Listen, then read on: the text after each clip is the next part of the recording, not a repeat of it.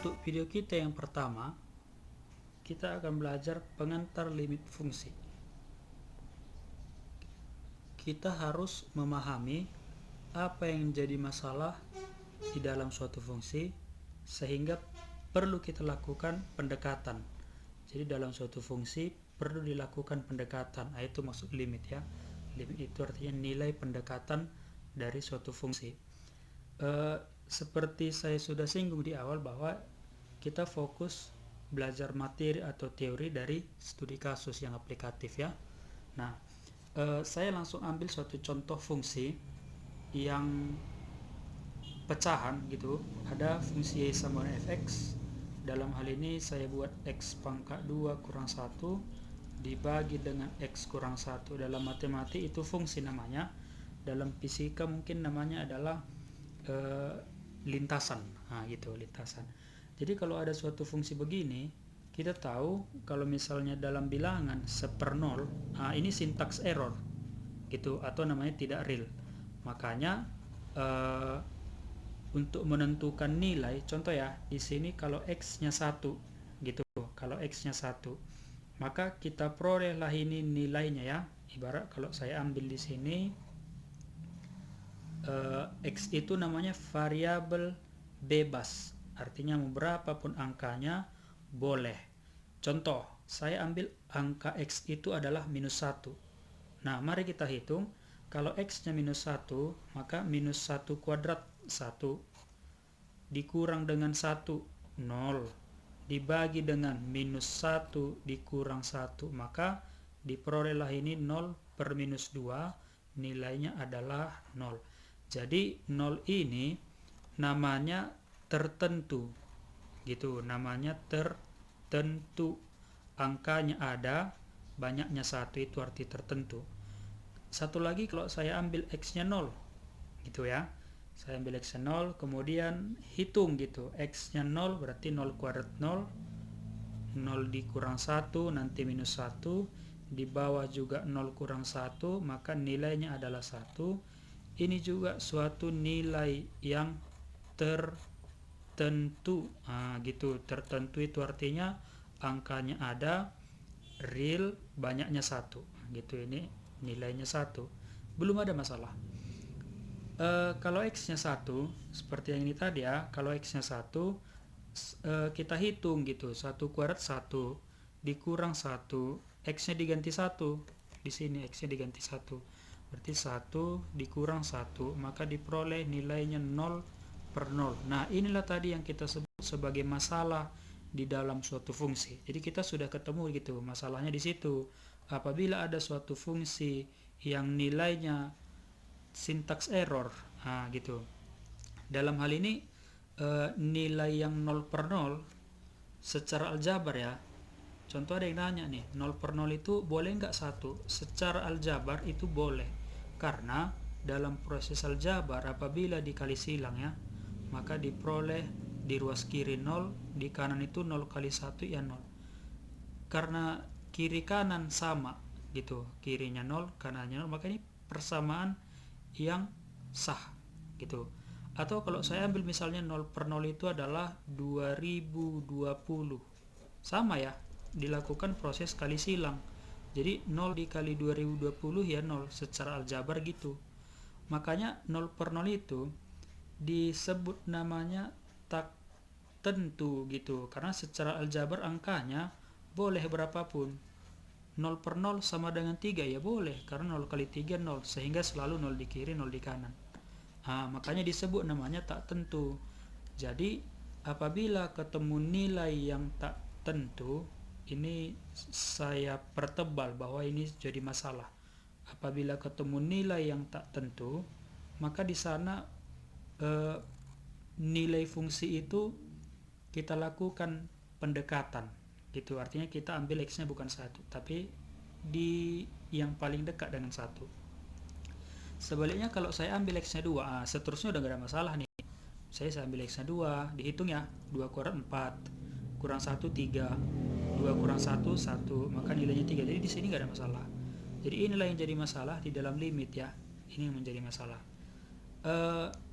Di dalam matematik kita selalu berurusan secara hitungan atau aritmatik, kemudian berurusan secara kurva atau geometri. Jadi kalau kasus ini kita buat dalam kurva, nah gitu, kasus itu kita gambarkan gitu ya, supaya jelas gitu, supaya kasusnya makin jelas dulu, sehingga kalau kasusnya sudah jelas, berikutnya cara berpikirnya sudah tahu dimulai dari mana gitu. Selalu gitu di bidang apapun, kalau dia tentang akademik, yang pertama perjelas dulu kasusnya apa.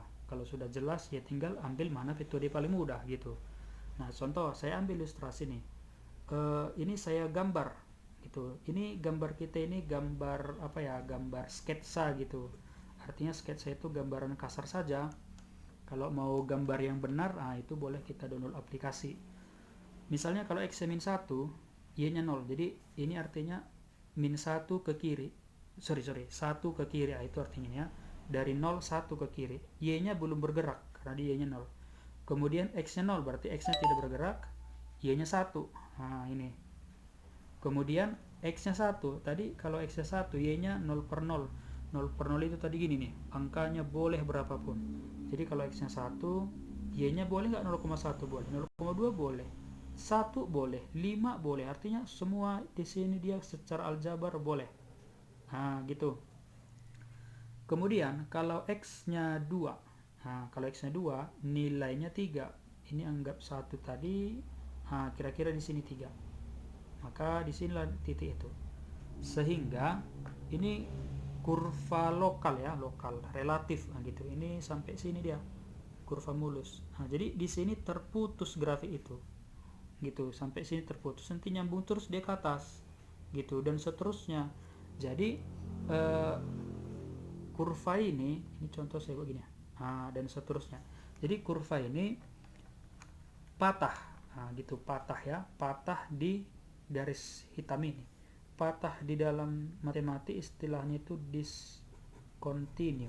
Nah, gitu, itu istilah patah ya, discontinue gitu. Kalau continue kan ngerti ya, continue itu dia nyambung terus gitu. Discontinue itu berarti patah di saat X-nya sama dengan 1. Nah, jadi karena patah di sini secara kurva ya, secara geometri, maka untuk menentukan nilai itu nggak bisa gitu. Nilai di satu itu nggak bisa ditentukan. Makanya dicarilah nilai yang paling dekat gitu, yang paling dekat. Ibarat gini, ini angka 1, yang paling dekat dengan 1 ini siapa? Maka itulah yang kita ambil. Jadi dalam hal ini kita ambillah X yang paling dekat dengan 1. Jadi yang paling dekat dengan 1 ini saya tulis gini. Nah, masalahnya gini, siapa angka yang paling dekat dengan 1? Oke. Dalam matematik ada dia definisi-definisi. Contoh, kalau ditulis begini, ini artinya apa ya? Ini bukan angka keberuntungan ini ya. Nah, ini artinya bilangan yang sangat besar. Saking besarnya nggak mungkin untuk bisa kita tulis. Ibaratnya kertas kita nggak cukup untuk menuliskan angka itu. Benda yang begini itu ada. Benda yang begitu itu contoh gini. Itu dia bendanya. Oke, silahkan renungkan ya, di mana ujung jagat raya itu. Nah, itu bendanya. Artinya kita tahu jagat raya itu ada, sebesar apa dia, ya mungkin bisa kita tahu, tapi nggak bisa kita tentukan dari mana sampai mana. Maka dalam matematik didefinisikan dia tak hingga gitu. Nah, analog dengan itu ya, ada namanya gini dalam matematik, epsilon gitu. Itu artinya angka yang paling kecil. Jadi kalau ada atom atau misalnya elektron dibagi-bagi terus, bagi terus sampai nilainya paling kecil, atau sederhananya saya tuliskan adalah desimal. Nah, gitu. Ini artinya desimal pertama. Nah, gitu. Desimal pertama setelah 0. Nah, gitu. Jadi ada angka 0 bergerak ke kanan, maka pertama kena. Nah, itu kita sebut namanya epsilon. Desimal pertama setelah 0. Berapa angkanya? Nggak bisa kita tuliskan, tapi kita tahu itu ada gitu. Maka itulah yang kita ambil. Yang paling dekat dengan 1 itu berarti pecahan pertama setelah 1. Nah, pecahan pertama setelah 1 atau desimal pertama setelah 1, itulah X-nya sama dengan 1 tambah epsilon. Nah, gitu. Itulah di sini, angka di sini tuh gitu. Jadi kalau X-nya paling dekat dengan 1, tadi kan masalah menentukan nilainya mendekati berapa. Maka nilai itu yang ini ya. Nilai itu nanti kita bakal ini di sekitaran berapa gitu. Nah, kalau X-nya dari kiri sekitaran berapa, kalau dari kanan sekitaran berapa. Tapi nanti limitnya sama, namanya limit itu nilai yang paling dekat. Tadi tujuan kita dalam fungsi adalah menentukan nilai. Ibarat kayak gini, kalau X-nya ada, Y-nya dihitung. Nah, gitu. Kalau X-nya ada, Y-nya dihitung. Kalau X-nya 1, Y-nya dihitung tadi tidak tentu, maka mesti kita lakukan pendekatan. Nah, kita ambillah X yang paling dekat dengan 1 ini, menghitung nilainya ya sama, diganti X-nya ini gitu. Maka nilainya atau ini maka nilainya Y sama dengan diganti gitu, diganti X-nya dengan yang paling dekat dengan 1. Saya ganti ya, 1 tambah epsilon gitu. Sehingga dalam proses aljabar ini 1 ditambah epsilon kuadrat. Nah, itu ya kan X-nya dihitung, diganti gitu. Dikurangi dengan 1, dibagi dengan setiap X-nya juga diganti.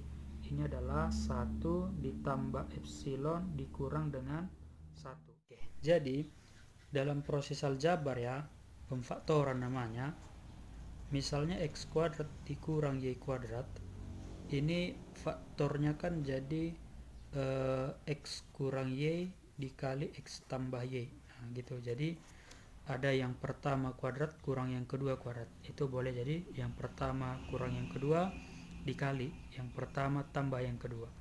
Contoh, saya buat 100 kuadrat dikurang 99 kuadrat. Nah, gitu. Kalau dihitung pakai kalkulator ya mudah. Masalahnya kalau nggak kalkulator kan gitu. Ini boleh dibuat. Yang pertama berarti 100 dikurang 99 dikali 100 ditambah 99. Yang ini kan 1 ya. Maka hasilnya adalah 199. Nah, itu. Sehingga dengan cara yang sama kita lakukan di sini.